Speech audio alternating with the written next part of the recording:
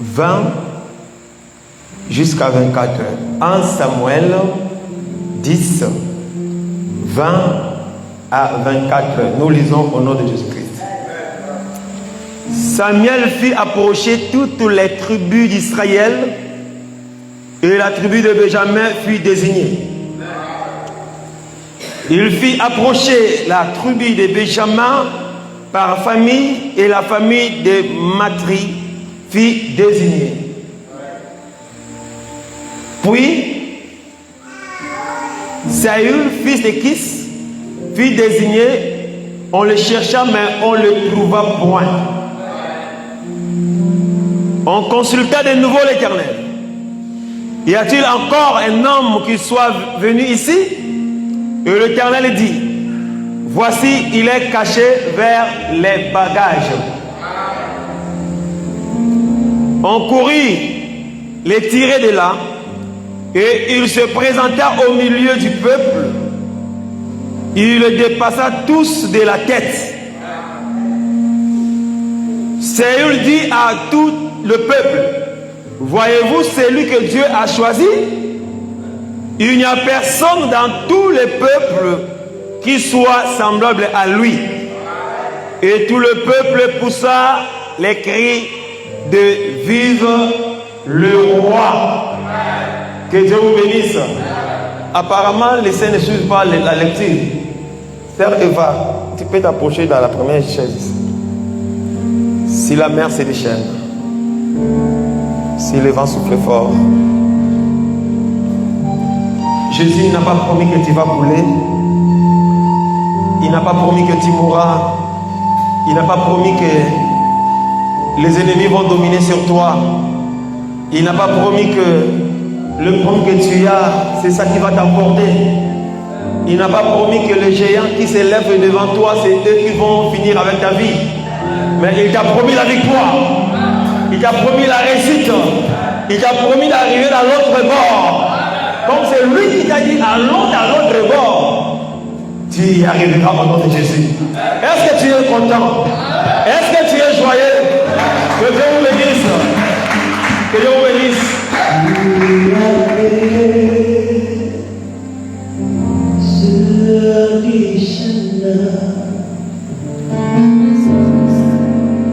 Et si le vent souffle fort, si la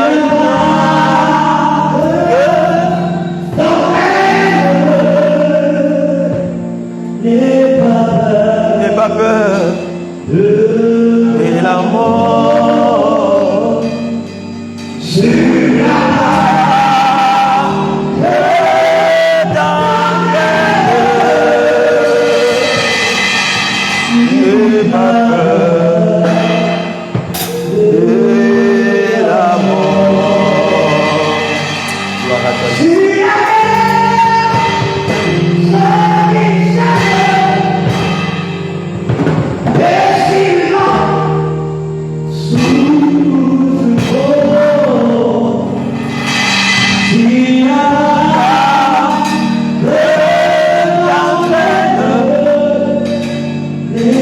Amen.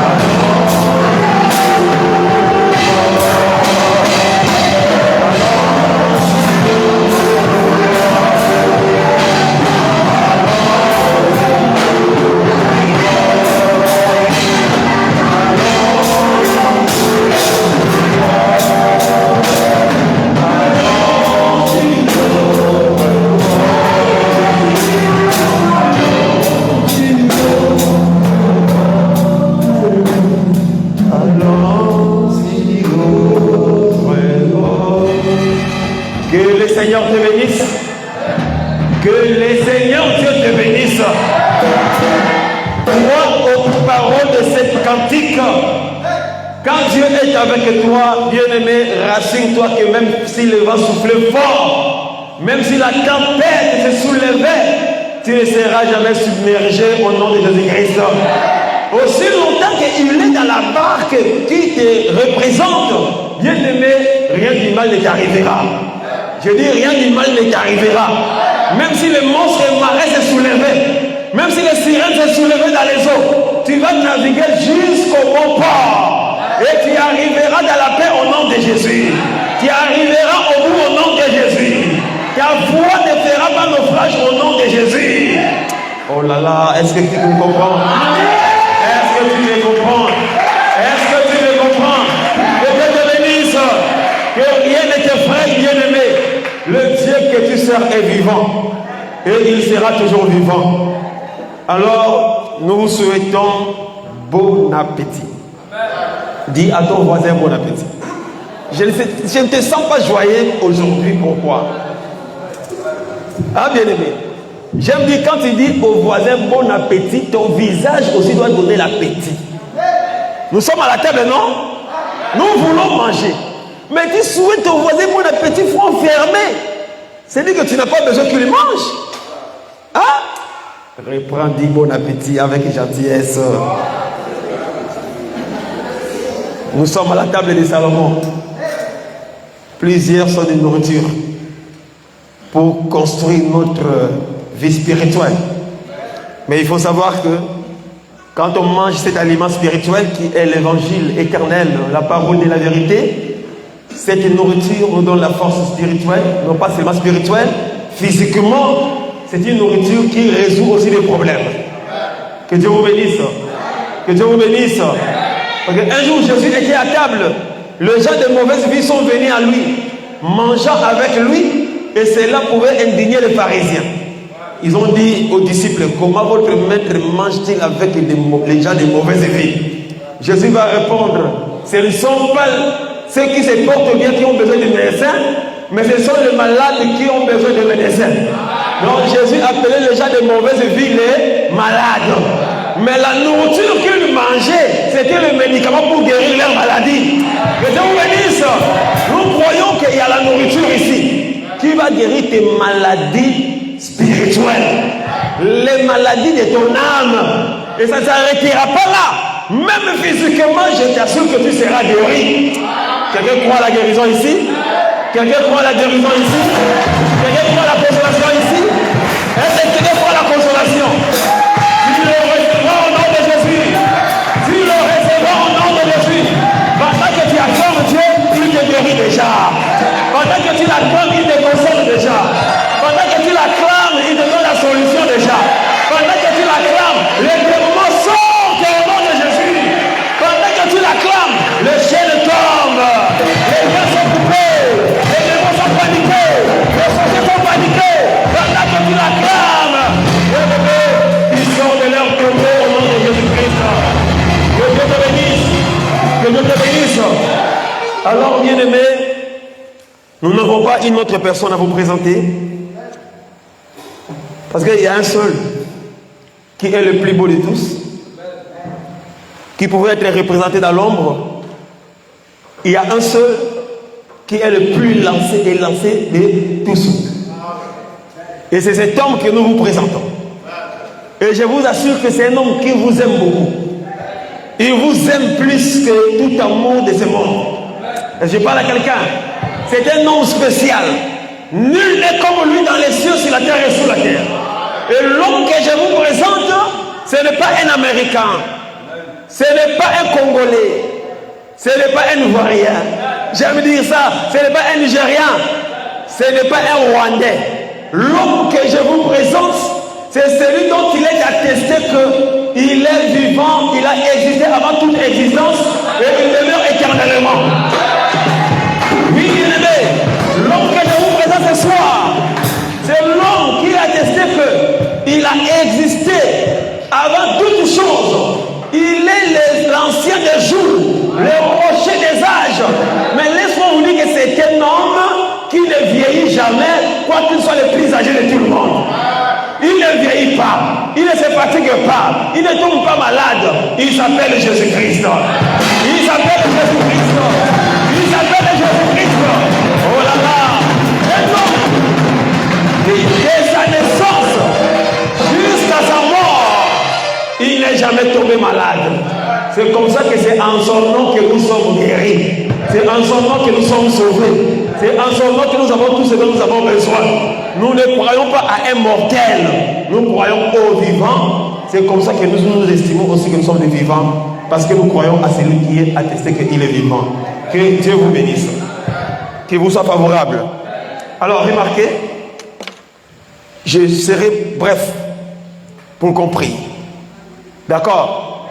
Nous avions commencé hier. Parlant de Saül, fils de Kis, qui était plus élancé que tous les enfants d'Israël. D'accord? C'est-à-dire que si Kis n'est plutôt, Saül n'est pas là, les gens peuvent faire de concurrence, de compétition de la grande taille. Et il y en a ceux qui seront des champions. Il y en a ceux qui seront plus élancés que les autres. Il peut se réjouir à un moment parce que Saül n'est pas encore venu. Il dit que je vous dépasse tous en taille. N'est-ce pas? Il y avait des géants qui pouvaient être orgueilleux de leur grande taille, qui pouvaient être plus fiers de leur grande taille. Mais je vous dis que leur fierté, leur orgueil, c'est parce que Saül n'est pas encore présenté.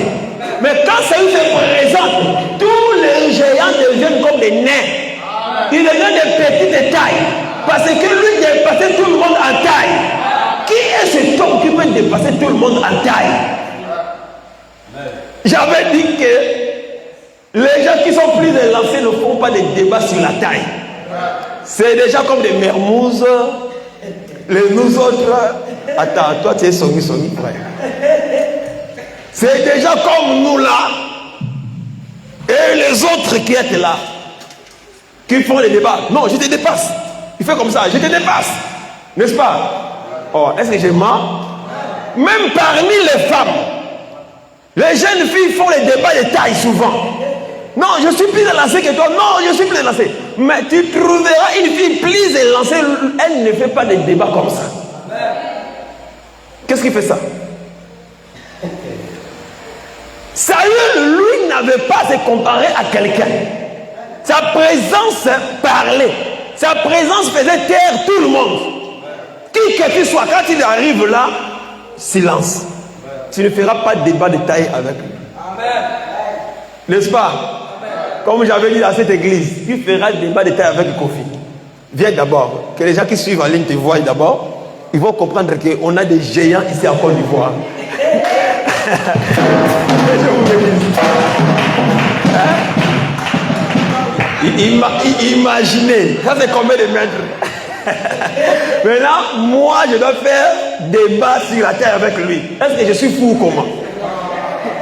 Je dois être fou pour dire que non, même si je fais comme ça, d'abord même pour les poser les mains, je fais comme ça, tu vois. Vas-y. Il me fait souffrir dans la prière. Que Dieu te bénisse. Que Dieu te bénisse. Donc ici, quand tout le monde fait débat, non, je suis plus élancé. Il faut que Kofi ne soit pas là. Est-ce que vous comprenez? Moi, j'aime parler avec les matériels didactiques. C'est comme dans l'église de Gabon, les gens peuvent faire débat de taille. Mais quand un frère Dimitri et son grand frère Louké, le portier de l'église, rentrent seulement comme ça, vous qui faisiez débat de taille là, vous allez fermer votre bouche. Personne ne va plus parler. Oh, ce sont des matériels. Mais la taille physique n'était qu'allégorique de la taille spirituelle. Parce que les choses physiques cachent les réalités spirituelles. Que Dieu vous bénisse. Que Dieu vous bénisse. Alors, nous avions fouillé dans les Écritures. Nous avions compris que le plus élancé dans toute la Bible, il s'appelle Jésus-Christ. Donc Saül, le Benjamite, qui était plus élancé, qui devrait aller chercher les ânesses, n'était que l'ombre du véritable David, plutôt Saül, qui est Jésus. Et nous l'avions vu hier avec vous, pour récapituler les autres, que dans Luc 2, il s'était retrouvé devant les docteurs de la loi, les enseignants. Lui leur posait des questions, mais les docteurs de la loi ne répondaient pas. C'est Jésus lui-même qui répondait aux questions. Et on se posait des questions. Attends, d'où lui vient cette sagesse? Et les gens étaient impressionnés par son intelligence et ses réponses. Et la Bible dit que Jésus croissait en stature et en sagesse. Donc on a compris que la croissance physique de Jésus cachait la pensée prophétique. Pour dire que du côté de la connaissance, la parole, il était le plus géant. Parce que lui était la parole faite chair. Personne ne pouvait prêcher comme lui. Il était au-dessus de tous les prophètes. C'est alors que les prophètes venaient par l'insi, plutôt, ainsi dit l'Éternel. Ainsi dit l'Éternel. Mais lui, le plus géant, qui dépassait tous les prophètes, quand il arrive, il dira quoi? En vérité, je vous l'ai dit. Aucun des prophètes n'a parlé comme Jésus. Le jour qu'on a venu l'arrêter, dans Jean 7, la Bible dit que les houssiers, quand ils sont retournés chez les sacrificateurs, les souverains, ils ont dit quoi? Jamais l'homme n'a parlé comme cet homme. Donc, ils ont écouté les hommes. Ils ont écouté les sacrificateurs. Ils ont écouté les rois. Ils ont écouté les prophètes. Mais quand Jésus a parlé, c'était un autre niveau. Parce qu'il était plus élancé que tous les prophètes. En parole et en puissance. Ça, on avait vu hier. Mais aujourd'hui, nous allons étudier quelque chose. Vite. Un peu de mots. Remarquez. J'avais dit, avant que les ânesses soient perdues, Saül était plus géant. Les ânesses vont se perdre. Il est toujours plus géant. Il va aller à la recherche des ânesses, il est plus géant. Très important. Il passera par les sépulcres de Rachel, qui parle de la mort. Il est plus géant. Il se retrouvera dans les bagages, on va les tirer de là, il est plus géant. Cela voulait dire quoi? Avant la chute de l'homme, Dieu était plus géant que tout esprit. Plus géant que les diables. Plus géant que les démons. Quand je dis géant, je dis que plus puissant, plus fort. Le géant ici, c'est le fort. Je vais faire reprendre. Quand Adam est tombé, cela ne veut pas dire que Dieu est devenu faible. Il était toujours fort. Et d'ailleurs, Adam est tombé pour que Dieu démontre qu'il était plus géant. Si Adam n'était pas tombé, on ne saurait pas que Dieu était plus puissant pour sauver Adam. Oh là là, bien aimé. Le problème qui t'arrive, c'est pour que Dieu démontre qu'il est plus géant que tes problèmes. Les situations qui t'arrivent, c'est pour que Dieu démontre qu'il est plus fort que tes problèmes. Dieu ne permet rien pour rien. Si l'homme n'était pas mort, lui ne serait pas appelé le sauveur.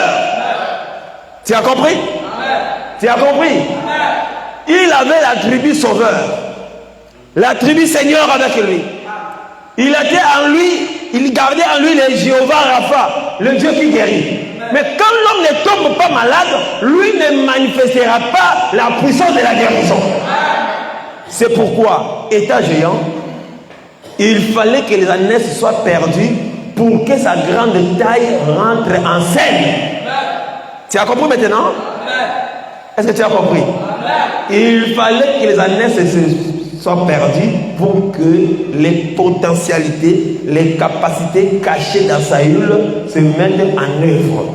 C'est que si Adam n'était pas tombé, on ne saurait pas aujourd'hui que Dieu était plus puissant que les diables. Si Adam, représenté par Israël, n'était pas parti en Égypte comme esclave, on ne dira pas aujourd'hui que Dieu était plus fort que Pharaon. Pharaon était le géant de l'époque. Il était le géant dans toute l'Égypte, dans le monde. Mais il fallait que les ânesses de Dieu soient perdues. C'est-à-dire qu'Israël. Est-ce que tu comprends? C'est là où on comprendra la grande taille de Dieu au-dessus de Pharaon. C'est pourquoi Dieu peut permettre une situation d'arriver. Ce n'est pas pour te tuer. Ce n'est pas pour te faire du mal. C'est pour démontrer qu'il est plus fort que ta situation. Est-ce que tu crois comme ça? Est-ce que tu crois comme ça? Et il le démontrera dans cette éducation séminaire. Alors, il va se retrouver avec Samuel. Il passera les sépulcres. Et cet homme sera oint dans 1 Samuel 10, 1, tu descends jusqu'à 5, on va le oindre. Quand on va le oindre, il va faire le tour jusqu'à arriver chez lui. Mais il ne parlera pas de la royauté quand on va lui poser la question, d'accord? Par son oncle. Mais la Bible dit, quand maintenant le prophète va descendre, pour aller confirmer la royauté, arriver sur le lieu, on va consulter Dieu, qui sera roi en Israël. La Bible déclare la tribu de Benjamin fut désignée.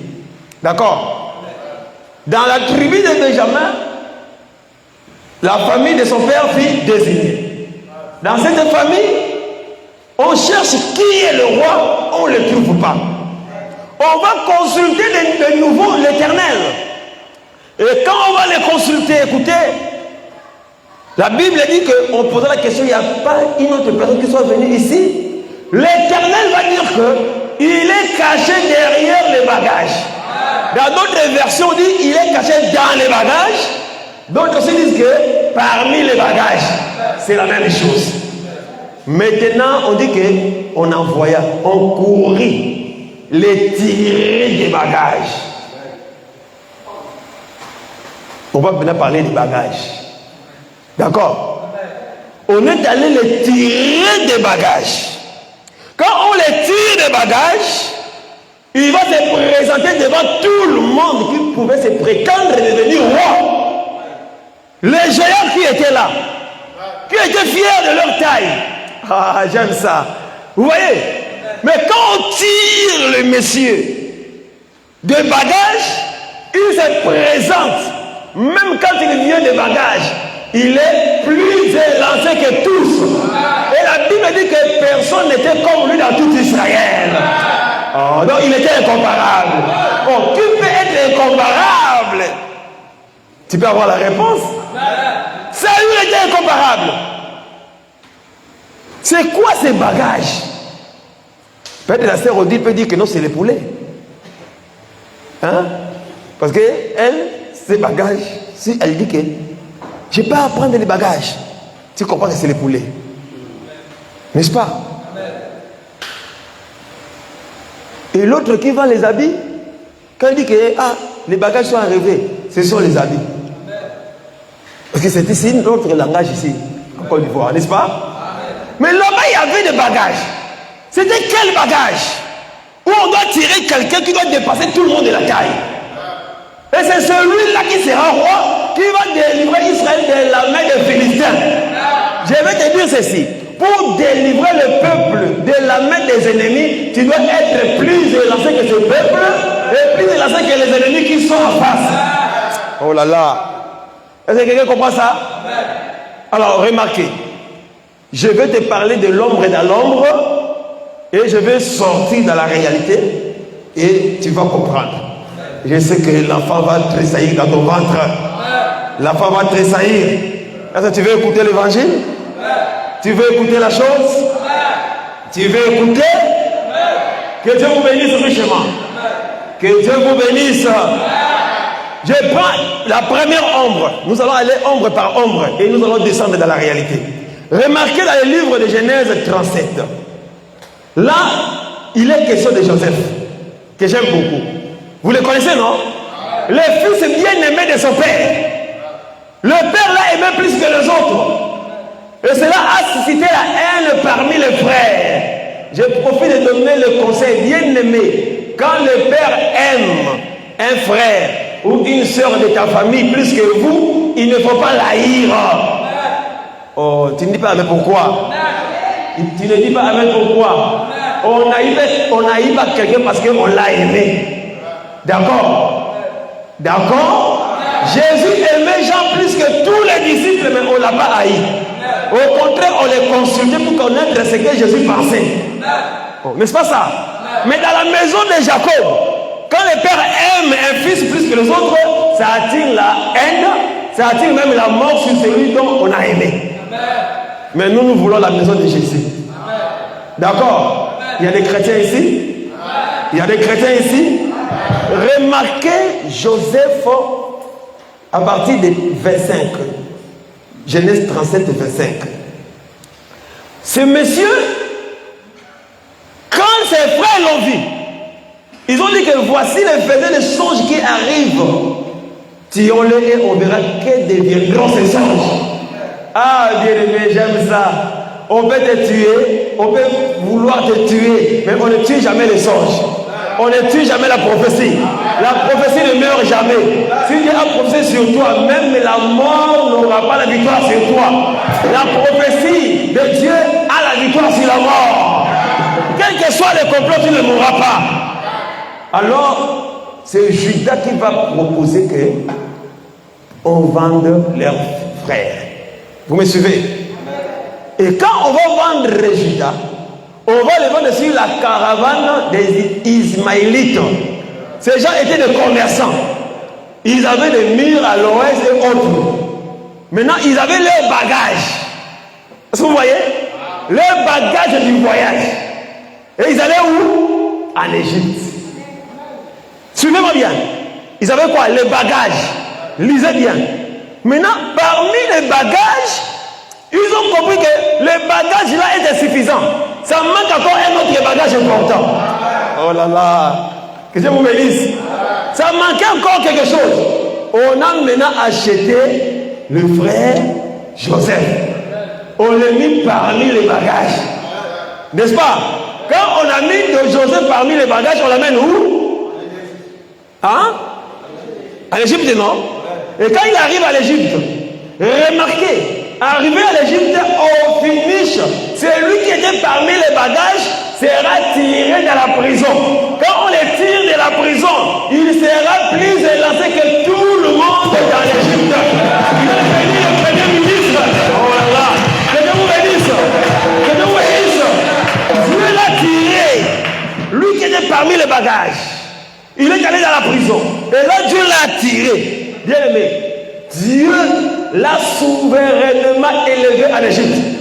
Il a eu une grande taille que tout le monde. Les Égyptiens sont agenouillés devant lui. Ses frères sont venus, ils se sont agenouillés. Et quand on s'agenouille, n'est-ce pas que celui qui est debout est de plus grande taille? Alors Joseph était plus grand que tout le monde en Égypte. Personne ne pouvait acheter sans passer par Joseph. Personne ne pouvait faire quoi que ce soit sans passer par Joseph. Donc ici, Joseph aussi, c'est une ombre dans l'ombre. Mais il était tiré parmi les... N'est-ce pas? Parmi les bagages. Est-ce que vous voyez? Je prends un autre élément. Pharaon dit que on va tuer tous les enfants mâles qui vont naître. Nous sommes passés par là, n'est-ce pas? Ouvrez les oreilles. Je vous présente une autre couleur. Tous les enfants mâles vont mourir. Une femme d'élève avec son mari vont faire un enfant beau. Qu'est-ce qu'ils feront? Ils vont faire une caisse de jonques. Ils vont mettre les victimes et ils vont placer l'enfant dedans. Dans Exode 2, à partir du 5e verset. D'accord? Ils ont mis l'enfant. Ils sont allés lui déposer dans les eaux. Bien aimé, dans toutes les eaux de l'Égypte, où on a dit qu'on doit jeter les enfants, on a trouvé qu'une seule caisse, et dedans c'était Moïse. Remarquez, mais la caisse là c'était un bagage. Mais dans les bagages il y avait quelqu'un. Dans les bagages là, il était question d'un enfant. Il était question d'un fils qui était enfant de sa mère, mais qui sera fils de la fille de Pharaon. Parce que Moïse est l'enfant qui nous est né et un fils qui nous est donné. Il est enfant né chez sa mère, mais fils donné à la fille de Pharaon. Oh, fils donné. Mais remarquez, l'enfant vont tirer dans le bagage qui représente la caisse des gens que va aller se retrouver dans le palais royal. Quand on les tire de la caisse, directement ils montent à la royauté. Oh, vous ne voyez pas ça? Ils montent dans la maison royale, d'où la loi était sortie. C'est très important. L'autre n'a pas compris, tu vas comprendre. Je parle de bagages. Je vais passer ça de plusieurs formes. Et quand on va atterrir en Jésus, tu comprendras. Je parle à quelqu'un. Mais Moïse pleurait dans la caisse. Il pleurait. Je me pose la question, où sont d'autres enfants hébreux qui étaient nés en ce moment-là?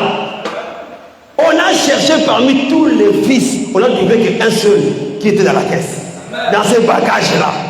Et c'est lui qui deviendra le plus géant en Égypte, qui va frapper Pharaon et qui va délivrer Israël de l'Égypte. Oh, que Dieu vous bénisse. C'est lui qui sera le sauveur. Mais il était tiré du bagage. Est-ce que vous comprenez? Est-ce que vous comprenez? Je vais atterrir.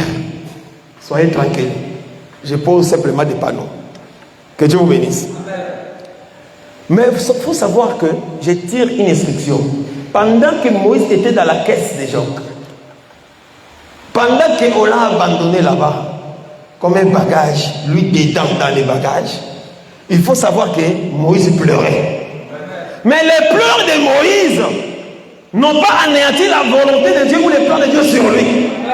Je vais dire à quelqu'un, quel que soit tes pleurs aujourd'hui, quelle que soit ton angoisse, quelles que soient les difficultés que tu traverses, Dieu amènera quelqu'un qui va te tirer de l'angoisse et qui t'amènera à la royauté. Quelqu'un va te ramasser. Quelqu'un va te ramasser. Quelqu'un va te ramasser. Quelqu'un va se montrer bon envers toi. Quelqu'un va se montrer généreux envers toi. Tes pleurs cesseront au nom de Jésus. Moïse a été ramassé. On dit tirer des eaux. C'est comme ça qu'on l'appelait Moïse. Je parle à quelqu'un. Il se peut que tu es quelque part, abandonné dans les fleuves, spirituellement, en train de gémir, de pleurer. Tout ce que tu fais, ça ne marche pas. Tu fais ceci, on t'escroque. Tu rentres ceci, ici. C'est la déception. Déception sur déception. Mais je te dis qu'il y a quelqu'un qui va écouter tes pleurs. Il viendra te retirer de là et tu rentreras dans la gloire. Quand je dis dans la gloire, c'est dire que tu seras consolé. Tu seras consolé. Et ton nom sera connu dans le bon sens. Que Dieu te bénisse. Que Dieu te bénisse. Moïse pleurait, mais c'était tout un roi. Oui. Deutéronome 33:5 dit que Moïse était roi en Israël. Mais le roi a été tiré où? Dans les bagages. Est-ce que tu comprends? Il était tiré dans les bagages. Peut-être que tu es dans un bagage quelque part. Hein? Tu es dans un bagage quelque part. Mais Dieu te voit. Même si toi-même tu es ignorant. Moïse était ignorant de là où il était. Étant bébé, il ne savait pas je suis où. Il était dans l'eau, dans l'insécurité. Tout pouvait l'arriver. Mais laisse-moi te dire que Dieu, qui avait la vision sur lui, qui avait un plan merveilleux sur lui, Dieu lui-même veillait sur Moïse. Il veillait sur lui. Et il va aller vivre dans le palais royal. Est-ce que tu vois ça? Bien-aimé, Dieu te localise. Dieu te localise. Dieu localise tes problèmes. Il localise tes situations. Ton problème, c'est de faire confiance en lui. Lui sait comment te tirer de là où tu es. Il sait comment te soutirer de là. Et il te présentera devant les gens avec une gloire incomparable à la gloire que tu as envie aux autres. Que Dieu te bénisse. Que Dieu te bénisse. Que Dieu te bénisse. Qu'il te soit favorable. Ça, c'est Moïse. Donc, je peux dire que dans tout l'Égypte, quand on voit une caisse de gens dans les eaux, il ne s'agit pas d'un Américain à l'intérieur. D'accord? Il ne s'agit pas d'un Européen à l'intérieur. Dans la caisse des gens, il ne s'agit pas d'un prophète de ce siècle. Dans la caisse des gens, il ne s'agit pas d'un médecin. Dans la caisse des gens, il ne s'agit pas d'un diplomatique quelque part. Mais dans la caisse des gens, il s'agit de Moïse. Il est question de Moïse.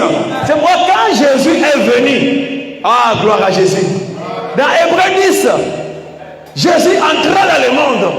Hébreux 10, il dit, tu n'as voulu agréer ni sacrifice, ni holocauste, pour faire ta volonté. Oh Dieu, tu m'as formé un corps. Et la Bible dit que Jésus entra dans le monde. Il a dit quoi? Dans le rouleau du livre, il est question de moi. Moïse dit, dans la caisse des gens, il est question de moi. C'est la caisse des gens ici, c'est le rouleau du livre. La caisse des gens, c'est les écritures de la Bible. Dans les écritures, on ne doit pas trouver une autre personne si ce n'est Jésus-Christ. Oh là là, il est question de Jésus. Tout ce qui a trait au salut de l'humanité, ce n'est pas un homme mortel. Quand tu vois Saül, le plus géant, incomparable, et celui qui doit sauver, dans la réalité, il est question de qui? Hein? Écoutez, je prends Acte 8, tu vas remarquer ceci. Philippe est allé prêcher. Il va trouver l'eunuque éthiopien qui lisait le rouleau du livre des allées. Là où il est écrit qu'on l'a amené à la boucherie comme une brebis miouette, il n'a pas ouvert la bouche. L'eunuque éthiopien lisait, ne comprenait pas. Philippe arrive.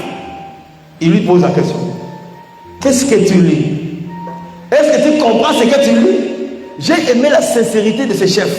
Il dit non. Comment je peux comprendre si personne ne m'explique?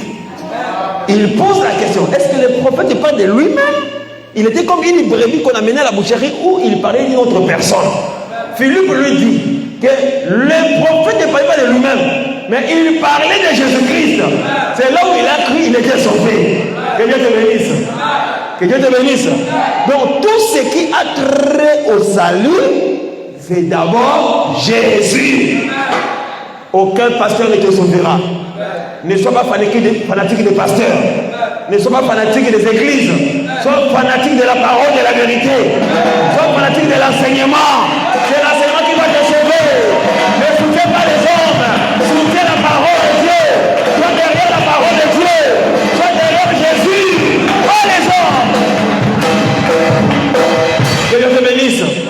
Si tu vois aujourd'hui quelqu'un dans sa folie dire que en ce moment, le salut c'est par moi, dis-lui, va à l'hôpital, va consulter les gens qui regardent la tête. D'accord? Donc ça a déjà commencé. Tu comprends? Dans la caisse des gens, il est question de qui? Moïse. Dans le rouleau du livre, il est question de qui? C'est fini. Le seul qui est mort et ressuscité, qui nous a sauvés, il s'appelle Jésus-Christ. Le seul qui peut donner la solution à tes problèmes, il s'appelle Jésus-Christ. Le seul qui peut te délivrer de tout ce qui t'embête, il s'appelle Jésus-Christ. Et la Côte d'Ivoire doit savoir ça. Je me fais comprendre? Dans le rouleau du livre, il est question de moi. Remarquez maintenant. Un jour, il est venu. Il a travaillé. Il a démontré avec toutes les preuves qu'on avait avec vous qu'il était de plus grande taille que tous les pharisiens, les scribes et les docteurs de la loi. N'est-ce pas? Il a démontré en puissance et en force. Il était plus élancé. Mais quand il va mourir, il monte au ciel. Remarquez, la Pentecôte va se manifester.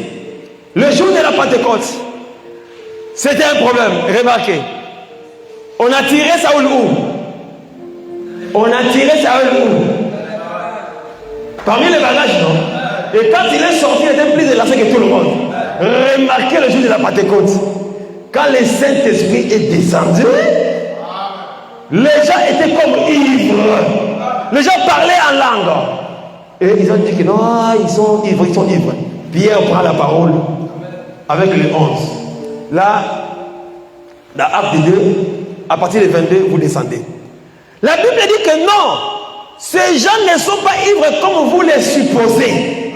Ah, j'aime ça. Ces gens ne sont pas ivres comme vous les supposez. C'est ici l'accomplissement de ce qu'avait dit Joël. que dans les derniers jours, je répandrai de mon esprit sur toute chair. Vos fils et vos filles prophétiseront. Vos vieillards auront des songes. Donc, le frère a couru vite dans les bagages de Joël. Il a fouillé un élément, il veut venir révéler ça. Il ne s'arrête pas là. Et il parle maintenant de Jésus. Il va aller ramasser l'écriture de Psaume chapitre 16. D'accord? David était le prophète. Écoutez, David chantait. Tu ne permettras pas que ton roi aille la corruption. Tu ne permettras pas mon âme aille dans les tombeaux. Je ne sais pas c'est quelle mélodie, hein? J'essaye de m'imaginer, hein? Tu ne permettras pas que ton roi voie la corruption. Tu ne permettras pas que mon âme soit abandonnée. Oh, c'est bon, hein? Je vais chanter comme ça. Bon, c'est une improvisation, ok. On la chantera. David chantait, tout le monde en Israël écoutait. Il disait que non, le vieux là ne va pas mourir. Tout le monde mourra, lui ne mourra pas. Subitement, David va mourir, on va l'enterrer. Et son tombeau était là, tout le monde voyait. Jésus est né, le tombeau de David était là. Mais le jour de la Pentecôte, or le tombeau de David, c'était un bagage qui cachait un roi. Oh là là, c'était un bagage. Le frère Pierre va courir vers les bagages. Parce qu'il doit aller tirer un roi pour présenter les gens aux gens le jour de la Pentecôte. Quand il court, il prend le bagage de Psaume 16. Le cantique de David. Il dit, voici comment il chantait. Que tu ne permettras pas que ton roi voie la corruption. Tu n'abandonneras pas mon âme dans le séjour des morts. Il dit ceci, le patriarche David est mort, son tombeau est là. Comme il était prophète, c'est de la résurrection de Christ qu'il chantait, qu'il parlait. Donc c'était pas lui. Que Dieu vous bénisse. Que Dieu vous bénisse. Donc, les cantiques de David, la prophétie de David, c'était le bagage où Jésus s'est caché. Maintenant, il faut courir pour aller tirer le roi là où il est caché. Je veux dire quoi? Les prophéties bibliques qui parlent du salut de l'humanité sont des bagages qui cachent Jésus. Ça ne cache pas Enoch, ça ne cache pas un homme mortel. Toutes les prophéties du salut, du temps messianique, ne cachent que Jésus. Quand il nous prend une prophétie de la Bible liée au salut, ne nous sort pas un Ivoirien, ne nous sort pas un Nigérien, ne nous sort pas un Camerounais, encore moins un Rwandais. Non, non, non, non, non. Oh, toi tu ne dis pas Amen, pourquoi? Tu ne dis pas Amen, pourquoi? Pierre est allé derrière les bagages. Il a couru. La Bible dit que quand on a cherché Saül, on l'a pas vu, non? La Bible dit qu'on courut les tirer. On l'a, pronom impersonnel. C'est qui celui-là? On courut. Hein? Et les tirer des bagages. Je vais te dire ceci. C'est lui qui court pour aller nous prendre le roi dans les bagages. C'est le Saint-Esprit. C'est le Saint-Esprit. C'est lui qui court et qui nous tire le roi. Bien-aimé, écoute-moi maintenant. Si un prédicateur est envoyé de Jésus, un prédicateur est envoyé de Dieu, un prédicateur a le Saint-Esprit, il ne nous présentera pas une autre personne que Jésus-Christ. Parce que le Saint-Esprit ne témoigne que Jésus. Le Saint-Esprit ne prêche que... Hein? Le Saint-Esprit prêche qui? Quand le Saint-Esprit est descendu le jour de la Pentecôte, Pierre a prêché qui? Il a présenté qui? Comme roi, c'est qui? Donc, aujourd'hui, si tu vois un pasteur te présenter une autre personne ou lui-même, c'est un antichrist. C'est un antichrist. Tu vois, moi, je suis sorti d'une famille noble. J'ai 4 doctorats. Et quand j'étais aux universités aux États-Unis, hein, il commence à te parler de sa richesse. Il se vante. Un homme de Dieu ne se vante pas. Un homme de Dieu ne s'élève pas. Un homme de Dieu ne se montre pas au peuple. Le frère Jean nous a renseigné. Il dit quoi? Qu'il croise et que moi j'ai... Oh là là. Il a dit quoi? Qu'il croise et que moi j'ai... Hein? Est-ce que Jean a dit que Jésus diminue, moi je croise? Mais aujourd'hui, les hommes de Dieu diminuent Jésus. Moi. Je ne sais pas, ils prennent les trucs là ou bien comment avant de prêcher. Ils prennent ça, le taux d'échappement. Hein? Tu vois, les gens qui font de la narine, taux d'échappement sont bizarres. Hein? Quand il a tiré, il devient taux d'échappement et il se croit devenir plus grand que tout le monde. Quand il est devant vous, il vous voit comme des cafards, comme des fourmis, et il ne respecte même pas le peuple pour qui Dieu est descendu et mourir à la croix. J'ai mal parlé à quelqu'un? Le peuple de Dieu, c'est le peuple à qui on doit beaucoup de respect. Je dis que le peuple de Dieu, c'est un peuple à qui on doit beaucoup de respect. Tout un Dieu a laissé le ciel. Il est venu mourir. Il est résisté pour toi. Qui suis-je pour te mépriser? Qui suis-je pour te dévaloriser? Tu as de la valeur plus que tous les païens qui roulent la carrosse. Tu as de la valeur plus que tous ceux-là que tu envies. Que Dieu te bénisse encore. Que Dieu te bénisse. Dans le jour de la Pentecôte, le Saint-Esprit est venu. Il a pris Pierre. Il a couru dans les bagages.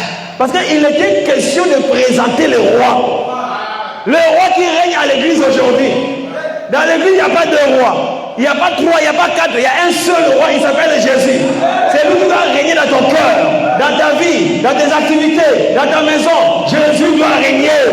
Jésus qui règne maintenant au nom de Jésus. Qu'il règne au nom de Jésus. Qu'il monte sa grande taille en toi au nom de Jésus. Qu'il se montre puissant au nom de Jésus. C'est lui le roi. Il restera roi éternellement.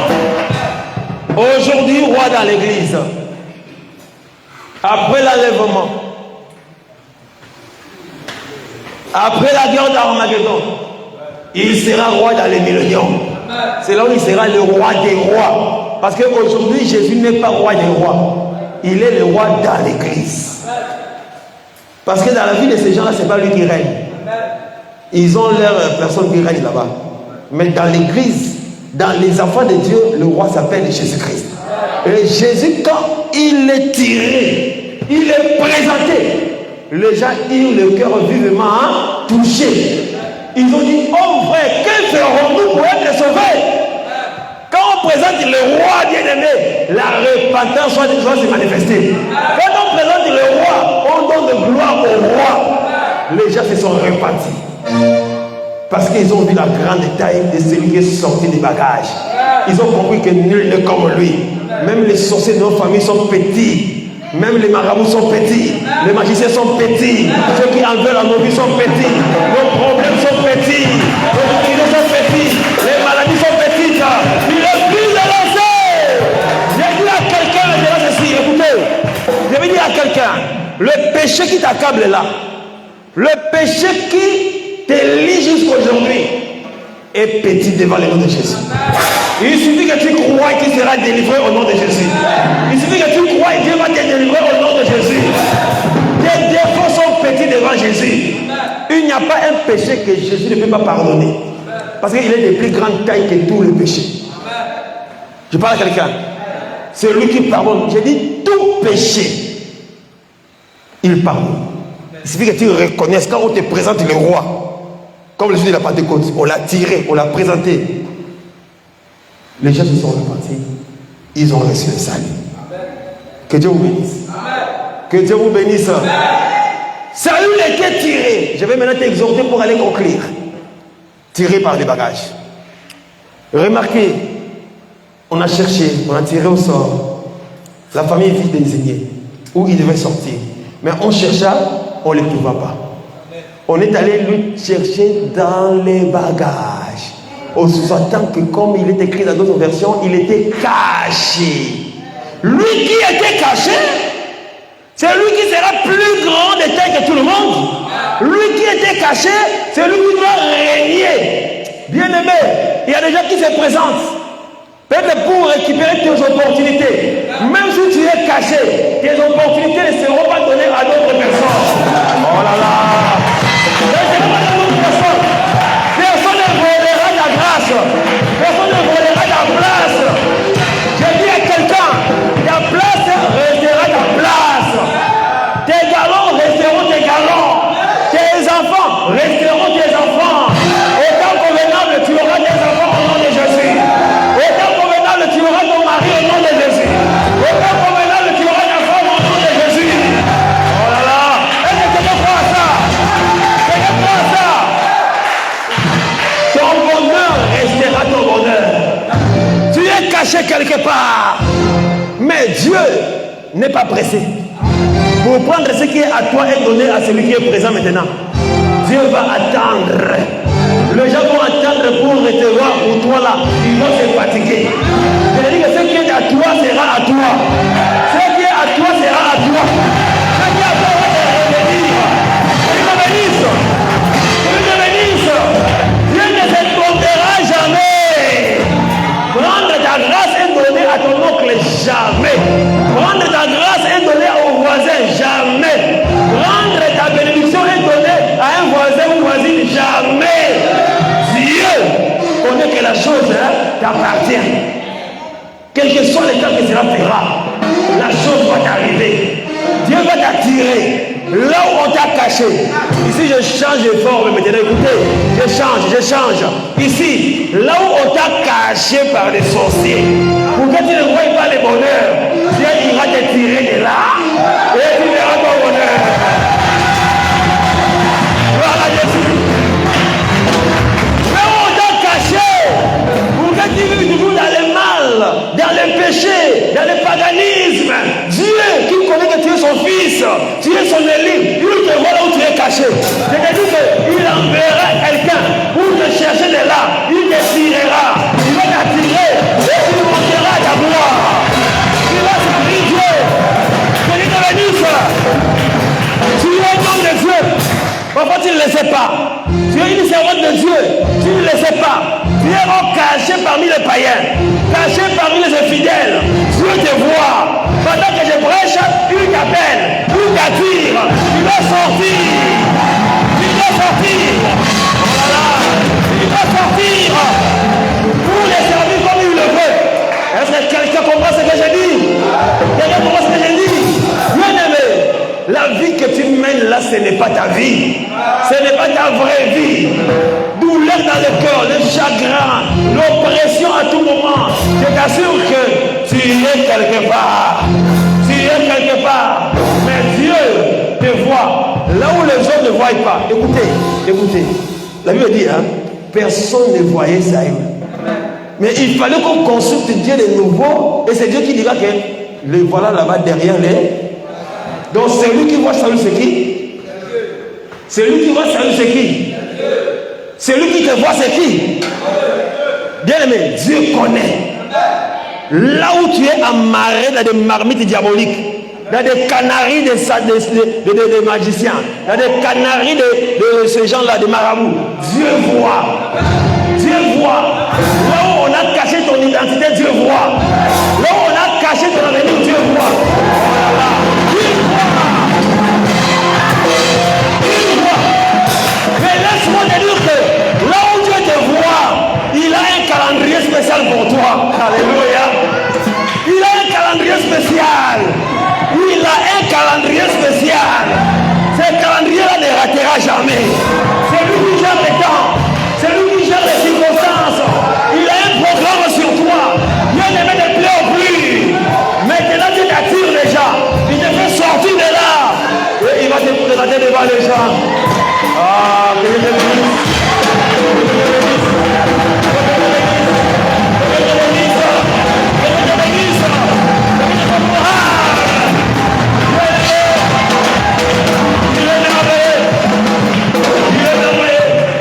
Mais je t'ajoute ceci. Avant qu'on les tire des bagages, il avait croisé les prophètes. Il était loin. Tu as quelque chose que Dieu a mis en toi. C'est par la chose là que Dieu va te chercher. Il y a quelque chose en toi. Laisse-moi te dire qu'en toi, il y a les promesses de Dieu. Il y a les promesses de Dieu. À cause des promesses de Dieu, il ne te laissera jamais, plus jamais dans les bagages. Les gens qui te voient sales, demain, ils te verront propre. Les gens qui te voient inutile, demain, ils te verront utile. Ils vont te chercher. Ils vont te chercher. Ils vont te chercher. Toi aussi, tu seras bien. Tu seras dans le bonheur. Que le monde des ténèbres ne veulent pas, je le déclare. Qu'il est temps pour Dieu de te chercher. Et quand Dieu te cherche, il n'y a pas d'obstacle. Quand Dieu te cherche, il n'y a pas de barrière. Quand Dieu te lève, personne ne va t'abaisser. Quand Dieu te bénit, personne ne va te maudire. Ta vie dépend de Dieu et non pas des hommes. Oh non, nos ancêtres ont dit, nos parents ont dit, dans nos villages, on avait arrêté que, bien aimé, les arrêts du village vont tomber. C'est l'arrêt de Dieu qui va s'amasser. Est-ce que tu comprends ce que je dis? Reçois la paix au nom de Jésus. Reçois la conviction au nom de Jésus. Reçois la conviction au nom de Jésus. Reçois la foi au nom de Jésus. Reçois la foi au nom de Jésus. Il va sortir de là. L'évangile éternel, c'est la puissance de Dieu. C'est l'autorité de Dieu. C'est la force de Dieu. Bien-aimé, tu n'es pas appelé à demeurer étant caché là où ces gens-là t'ont caché. Là où les jaloux t'ont caché, là où les jaloux ne veulent pas que tu paraisses, je te dis que tu apparaîtras au nom de Jésus. Parce qu'il est avec toi, tu vas apparaître au nom de Jésus. On va te voir. Tu seras apprécié dans quelque temps au nom de Jésus. Je parle à quelqu'un, tu ne seras pas à toujours la proie de l'ennemi. Le temps a sonné où tu vas sortir de bagages. Le temps a sonné où tu vas sortir. Dans la société, tu sois utile à la famille, que tu sois utile à l'œuvre de Dieu. Le temps a sonné, que tu te lèves et servir Dieu, ou que tu te lèves pour évangéliser les âmes. Les hommes souffrent alors que toi tu as quelque chose en toi. Les hommes sont dans la perdition, toi tu as quelque chose en toi. Bien-aimé, il est temps que tu te lèves, que tu sortes des bagages. C'est-à-dire que tu sortes de toute distraction. Tu sortes de tout, de partout où on t'a amarré. Tu n'es pas serviteur du diable. Tu es le serviteur du Très-Haut. Tu es servant du Très-Haut. Lorsque je parle à quelqu'un, je n'évolue plus dans ma prédication. Je dois m'arrêter là. Je dis à quelqu'un que tu dois sortir. J'explique que tu dois sortir. Tu dois être visible. Tu dois être visible.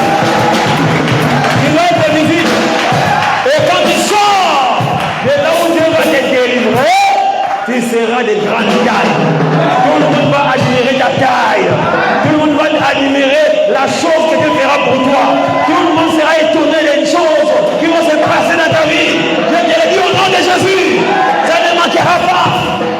Si je suis homme de Dieu, cela va s'accomplir. Au moins que je ne le sois pas. À toi qui crois, tu verras le bonheur. À toi qui crois, tu verras la grâce de Dieu. Tu vas palper les choses que ta famille n'a jamais palpé. Les choses inhabituelles vont se passer dans ta vie maintenant. Je dis que les choses inhabituelles vont se passer dans ta vie. Et tu vas témoigner le Seigneur. Tu seras une référence. Dans un certain domaine, tu seras une référence. Tu seras une référence. Que Dieu te bénisse. Qu'il te visite. Que l'esprit de Dieu te cherche. Que l'onction te cherche.